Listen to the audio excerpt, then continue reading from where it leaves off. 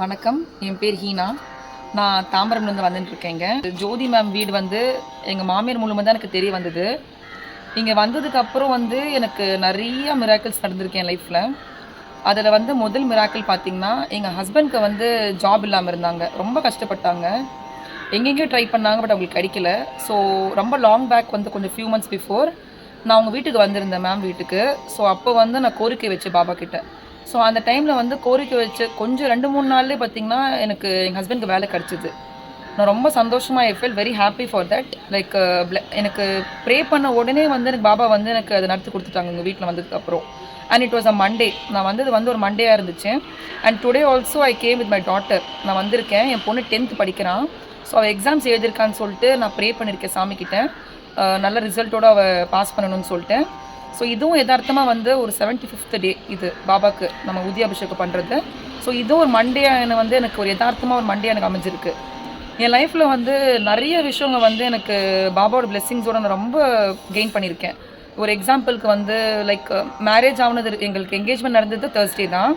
என் பொண்ணு பிறந்தது தேர்ஸ்டே தான். எங்கள் அம்மாவோட பர்த்டே அது ரொம்ப பெரிய ஒரு இன்சிடெண்ட் எனக்கு. நான் ரொம்ப ப்ரே பண்ணிக்கிட்டேன் பாபா கிட்டே, எனக்கு வந்து என் குழந்தை வந்து எனக்கு வியாழக்கிழமை தான் பொறுக்கணும்னு சொல்லிட்டுன்னு. நான் ஆசைப்பட்ட விஷயம் வந்து பெண் குழந்தையாக பொறுக்கணும்னு சொல்லிட்டு, அதுவும் வந்து எங்கள் அம்மாவோட பர்த்டே அன்றைக்கி.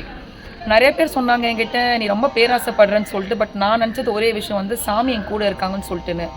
எனக்கு கடவுள் வந்து எல்லாமே எனக்கு நடத்தி கொடுத்துட்டாங்க. அதுக்கப்புறம் நிறைய ஸ்ட்ரகிள்ஸ் நிறையா பார்த்துருக்கேன். பட் ஸ்டில் வந்து அந்த ஸ்ட்ரகிள்ஸ்லேருந்து எனக்கு எப்படியாவது வந்து எனக்கு பாபா கூட இருக்காங்க. எனக்கு அது ஒரு மெசேஜ் மூலிமா எனக்கு வருவோம், எனக்கு ஒரு பாசிட்டிவான வைப் வரும் எனக்கு. இல்லைனா வந்து எனக்கு நான் இப்போ எங்கே ட்ராவல் பண்ணிட்டு இருக்கேன்னா, எனக்கு எதாவது உடம்பு முடியல, அந்த டைம் நிறைய வாட்டி நான் டவுன் ஆகும்போது அந்த ஆட்டோவில் ஃப்ரண்ட்டில் பார்த்திங்கன்னா எனக்கு பாபாவோட ஃபோட்டோ வந்துடும். எப்படியாவது என் கூட வந்துடுவாங்க. யார் மூலியமாக எனக்கு வந்து அவங்க காமிச்சிருவாங்க நான் அவங்க கூட தான் இருக்கேன்னு சொல்லிட்டுன்னு. எக்ஸாம் டைமில் வந்து பார்த்திங்கன்னா என் பொண்ணு வந்து 9th ரொம்ப டவுன் ஆகிட்டா. அவளுக்கு ஞாபக சக்தி இல்லை. நான் ரொம்ப ஃபீல் பண்ணியிருக்கேன். இதுமாக கனெக்ட் ஆகிட்டு அவங்க வீட்டுக்கு நான் வந்து என் பொண்ணுக்காக நான் ப்ரே பண்ணி, உண்மையாகவே சொல்கிறேன், என் பொண்ணு வந்து எல்லா எக்ஸாம்ஸுமே வந்து really she is written very good. So இப்போ பாபாவோட பிளெஸ்ஸிங்ஸ்னால தான் வந்து என் பொண்ணே வந்து சொல்லுவாங்கிட்ட, அவள் எக்ஸாம் ஹாலில் போய் எழுதும்போது லிட்ரலி வந்து எல்லாமே மறந்து போயிட்டான் ஒரு எக்ஸாமுக்கு.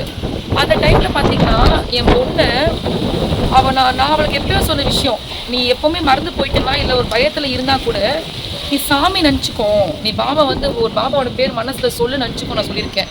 அது அவளுக்கு அந்த டைமில் ஞாபகம் வந்து அவள் வந்து பாபா நீ தயவுசெய்து எனக்கு கூட இரு சாமி, எனக்கு எழுது, நான் எனக்கு வந்து ஞாபகம் இல்லை சாமின்னு சொல்லிட்டு அவள் சாமி பேர் சொல்லியிருக்கான்.